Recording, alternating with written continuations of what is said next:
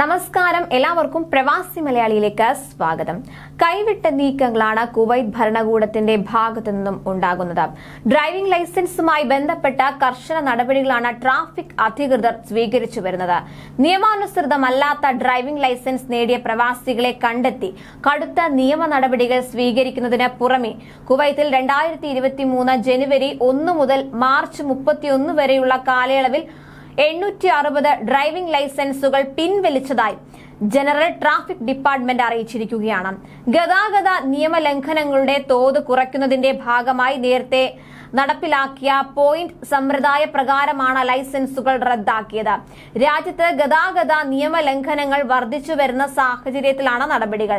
നിയമലംഘനങ്ങളുടെ തോതനുസരിച്ച് 6 മുതൽ 14 വരെ പോയിന്റാണ് ലഭിക്കുക. ഒരു വർഷത്തിനിടെ 14ൽ കൂടുതൽ ബ്ലാക്ക് പോയിന്റുകൾ ലൈസൻസിൽ രേഖപ്പെടുത്തിയാൽ ആദ്യ തവണ 1 മാസത്തേക്ക് ലൈസൻസ് പിൻവലിക്കും. തുടർന്ന് 12 പോയിന്റുകൾ ലഭിച്ചാൽ 6 മാസവും, മൂന്നാം തവണ 10 പോയിന്റുകൾ എത്തിയാൽ 9 മാസത്തേക്കും, അടുത്ത തവണ 8 പോയിന്റ് രേഖപ്പെടുത്തിയാൽ 1 വർഷത്തേക്കും, പിന്നീട് 6 പോയിന്റുകൾ ലഭിക്കുകയാണെങ്കിൽ ഡ്രൈവിംഗ് ലൈസൻസ് സ്ഥിരമായും റദ്ദാക്കും. അതേസമയം കുവൈത്തിൽ പ്രവാസികളുടെ ഡ്രൈവിംഗ് ലൈസൻസ് കാലാവധി 1 വർഷത്തേക്ക് മാത്രമായി ചുരുക്കിയിരിക്കുകയാണ്.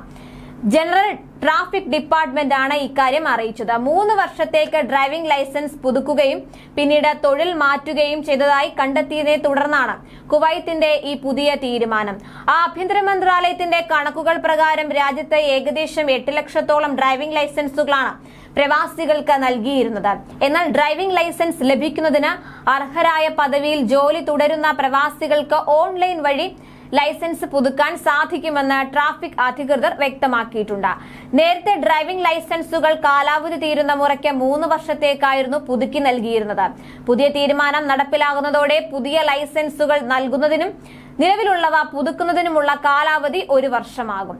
മതിയായ രേഖകൾ സഹിതം ആഭ്യന്തര വകുപ്പിന്റെ ഓൺലൈൻ ഏകജാലക സംവിധാനം വഴിയാണ് ലൈസൻസുകൾ പുതുക്കാൻ അപേക്ഷ സമർപ്പിക്കേണ്ടത്. കോവിഡിന് മുൻപ് വരെ ഡ്രൈവിംഗ് ലൈസൻസ് ഉടമയുടെ വിസ കാലാവധിക്ക് അനുസൃതമായാണ് ഡ്രൈവിംഗ് ലൈസൻസ് പുതുക്കി നൽകിയിരുന്നത്. എന്നാൽ കോവിഡ് കാലത്ത് കാലാവധി 3 വർഷമായി വർദ്ധിപ്പിക്കുകയായിരുന്നു. ഉപപ്രധാനമന്ത്രിയും ആഭ്യന്തരമന്ത്രിയുമായ ഷെയ്ഖ് തലാൽ അൽ ഖാലിദിന്റെ നിർദ്ദേശപ്രകാരം ഡ്രൈവിംഗ് ലൈസൻസ് നേടിയ വിദേശികളുടെ ഫയലുകൾ നേരത്തെ സൂക്ഷ്മ പരിശോധനയ്ക്ക് വിധേയമാക്കിയിരുന്നു. കൂടുതൽ പ്രവാസി വാർത്തകൾക്കായി ഈ ചാനൽ സബ്സ്ക്രൈബ് ചെയ്യുക.